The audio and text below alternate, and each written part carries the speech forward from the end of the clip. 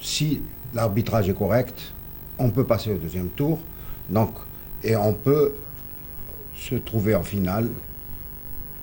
Et il y a de fortes chances qu'on peut remporter ça. Nous aussi, on espère. Et c'est ça qui les rend encore plus forts. C'est peut-être le grand retour sur la scène africaine de l'équipe nationale algérienne. Vous deux, vous avez suivi l'évolution du handball algérien à partir des années 70. Et il y a une petite histoire entre vous. C'est que Nordihani a entraîné Lamjadani et Lamjadani a entraîné... C'est lui qui va entraîner en premier. Oui. On a joué ensemble d'abord.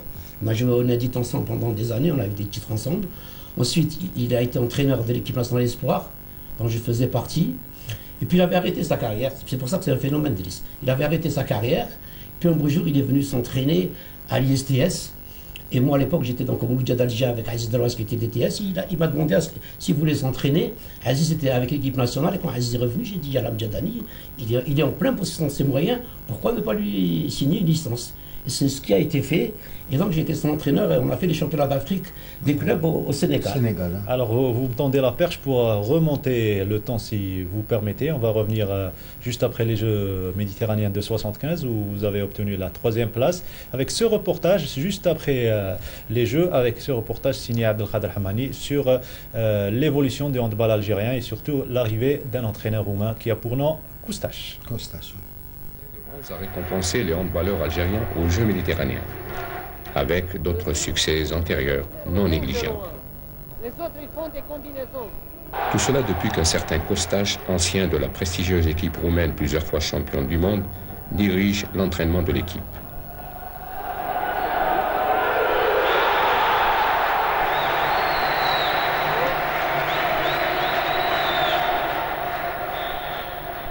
Avec beaucoup de compétences, de sérieux et de passion. À trois là-bas.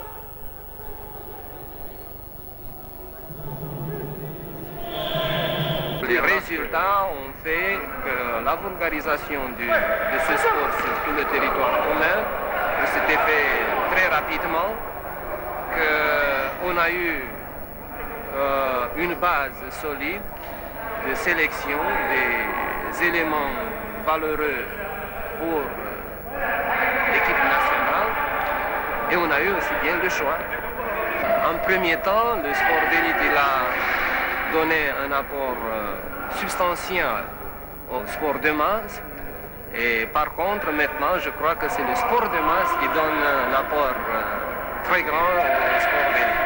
Après les championnats du monde, je pense que vous avez dû constater comme nous qu'il y avait quand même une différence de palier entre cette équipe nationale qui venait de remporter les championnats d'Afrique, qui a été championne maghrébine, qui s'est qualifiée au championnat du monde. Et le niveau mondial. C'est ça. Sur ce plan-ci, avec l'équipe actuelle, on ne peut rien faire. Pourquoi on ne peut rien faire? Parce que c'est un problème de gabarit. Or, avec l'équipe actuelle, ce problème de gabarit, on ne peut pas le résoudre et je crois que c'est un problème d'avenir qui se place au niveau du travail de sélection qui doit se faire, de prospection et du travail à la base. Du travail à la base qui demande de patience surtout parce qu'on doit travailler avec des joueurs d'un grand gabarit qui ont des moins qualités, surtout l'agilité, et qu'on doit développer cette qualité-ci avec leur gabarit qu'ils ont pour pouvoir arriver en temps assez court au niveau des physiques des équipes européennes, des équipes qui sont parmi les meilleures. Driss, qu'est-ce que ça vous fait de revoir ces images-là? Un grand plaisir d'abord et un petit rêve. C'est un peu nostalgique.